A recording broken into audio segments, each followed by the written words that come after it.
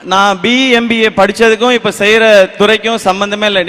நீ படித்தது வேற, ஆனால் நீ நடிச்சுக்கிட்டு இருக்கிய அப்படின்னு நீங்கள் கேட்கலாம். ஆனால் நான் நடிச்சுக்கிட்டு இருக்கும்போது இப்போவும் எனக்கு இருக்கிற பெரிய நம்பிக்கை, இந்த இண்டஸ்ட்ரி ரொம்ப ரொம்ப சவாலானது, சினிமா இண்டஸ்ட்ரி. அதுவும் எந்த ஒரு பின்னணியும் இல்லாமல் எந்த ஒரு துறைக்குள்ள நுழையிறதே ரொம்ப அசாத்தியமான விஷயம்.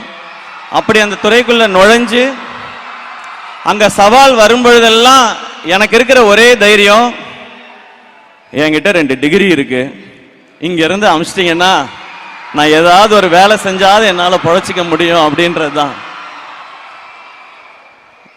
அப்படி நிறைய பேருக்கு இங்க கனவுகள் இருக்கு. எனக்கு நான் படிப்பு டீசெண்டா படித்தேன் நான், ஆனால் சினிமா மேலே ஒரு ஆர்வம், அதனால இந்த பக்கம் வந்துட்டேன். ஆனால் இங்கே இருக்க ஒவ்வொருத்தருக்கும் ஒரு கனவு இருக்கிறத பார்க்குறேன், அந்த கனவை நோக்கி நீங்கள் ஓடுறத கவனிக்கிறேன்.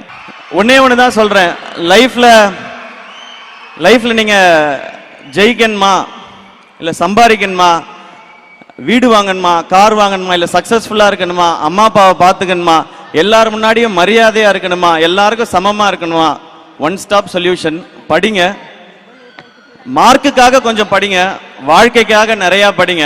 நான் மார்க்குக்காக படித்தேன், ஆனால் வாழ்க்கைக்காக படித்தேனான்னு தெரியல, அது அனுபவத்தில் வருது. நீங்கள் மார்க்குக்காக படிக்கிற அதே நேரத்தில் வாழ்க்கைக்கான தேவையானதையும் நிறையா படிங்க. இங்கே இருக்கிற அத்தனை பேருக்கும் ஒன்று சொல்லிக்கணும்னு தான் நினைக்கிறேன். உங்கள் எல்லாராலையும் இப்போ நீங்கள் என்ன செய்துட்டு இருக்கீங்களோ அதை தாண்டி ஒன்று செய்ய முடியும். அது எதை வச்சு சொல்கிறேன் அப்படின்னு கேட்டிங்கன்னா, என்னாலே முடியும் போது உங்களால் இன்னும் நிறையா முடியும்.